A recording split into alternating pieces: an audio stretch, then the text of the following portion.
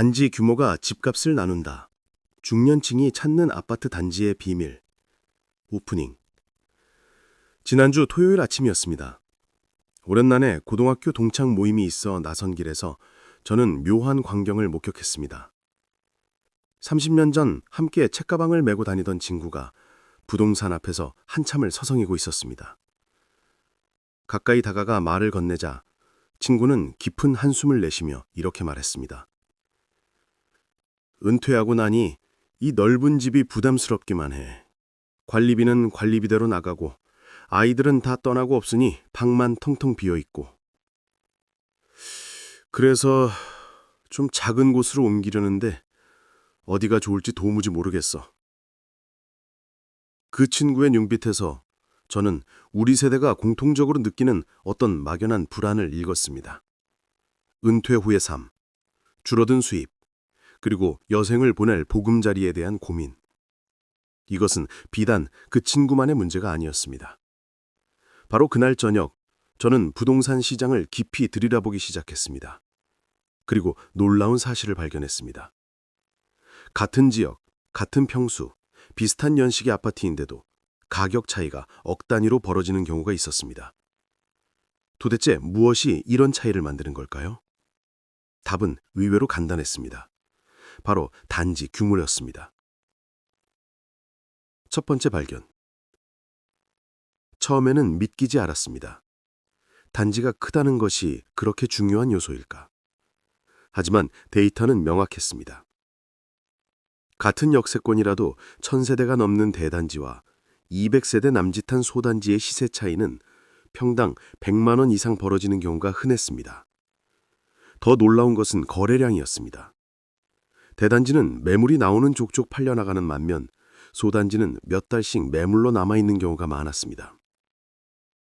왜 이런 현상이 벌어지는 걸까요?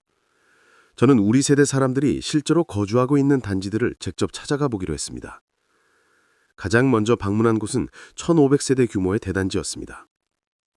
정문을 들어서는 순간부터 분위기가 달랐습니다. 관리사무소 앞에는 깔끔하게 정돈된 게시판이 있었고 단지 내 산책로를 따라 걷는 어르신들의 모습이 자연스럽게 보였습니다. 벤치마다 두세씩 모여 앉아 담소를 나누는 주민들. 그 표정에서는 여유와 안정감이 묻어났습니다. 놀이터 옆 파고라에서 만난 한 어르신은 이렇게 말씀하셨습니다. 여기 산 지 10년 넘었는데 처음 이사 왔을 때만 해도 이게 뭐가 좋은가 싶었어요. 그냥 집이 집이지 뭐.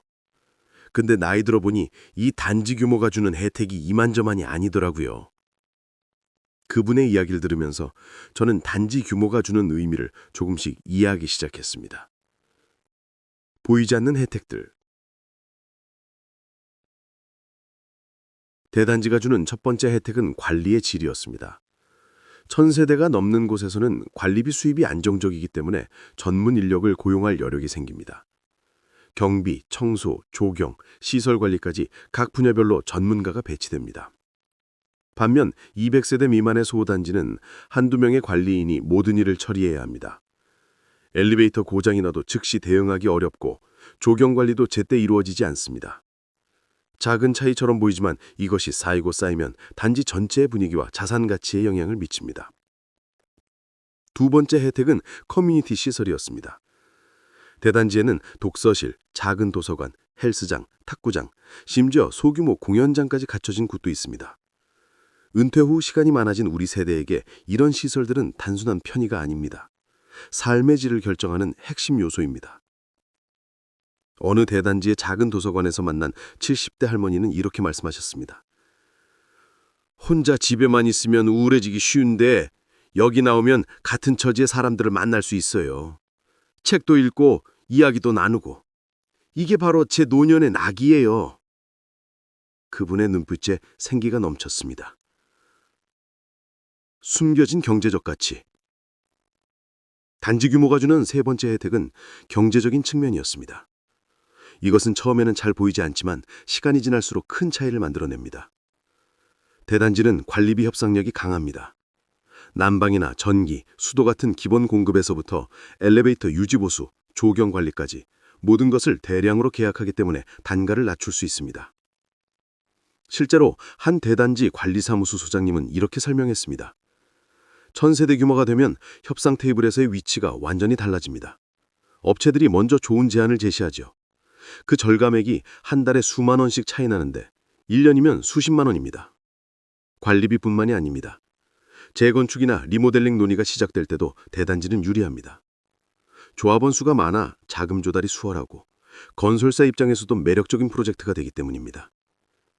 실제로 최근 10년간 재건축이 성사된 단지들을 살펴보면 대부분이 1000세대 이상의 규모였습니다. 소단지는 조합 구성 자체가 어렵거나 구성되더라도 사업성 문제로 무산되는 경우가 많았습니다.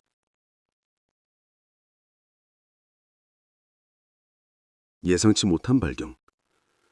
취재를 계속하면서 저는 더욱 흥미로운 사실을 발견했습니다. 중년층, 특히 은퇴를 앞두거나 은퇴한 세대가 대단지를 선호하는 이유가 단순히 편의시설이나 경제적 이유만이 아니었습니다. 가장 큰 이유는 바로 안전감이었습니다. 60대 중반의 한 부부를 만났습니다. 그들은 10년 전 자녀들이 독립하면서 500세대 규모의 단지에서 1500세대 대단지로 이사했다고 합니다. 처음에는 그냥 교통이 편해서 옮겼는데 살아보니 완전히 다른 세상이더라고요.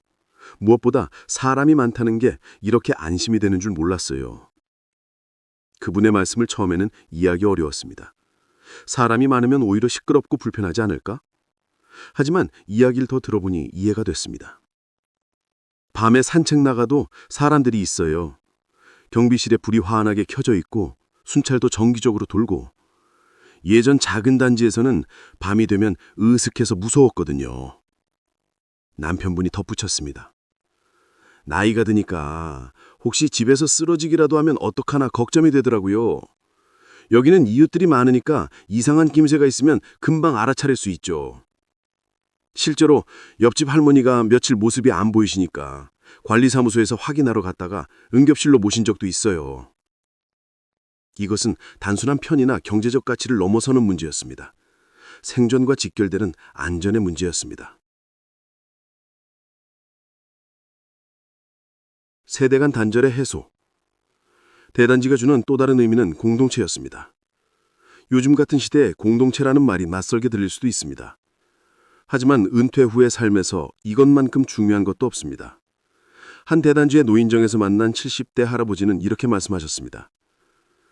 젊을 때는 직장이 있으니까 사람들을 만나잖아요. 근데 은퇴하고 나니까 갈 곳이 없더라고요. 집에만 있으면 와이프하고 부딪히기만 하고. 여기 와서 사람들 만나고 이야기하고 가끔 당구도 치고 하니까 하루하루가 의미 있어요. 그분 옆에 앉아 계시던 다른 어르신도 맞장구를 치셨습니다. 우리 세대는 친구가 중요해요. 자식들은 바쁘니까 자주 못 보고 배우자하고만 지내면 답답하잖아요. 여기는 비슷한 나이 또래가 많으니까 말이 통해요. 대단지에는 이런 만남의 공간이 자연스럽게 형성됩니다. 단지 내 산책로, 벤치, 파고라, 작은 도서관, 헬스장, 심지어 소규모 공연장까지 갖춰진 곳도 있습니다.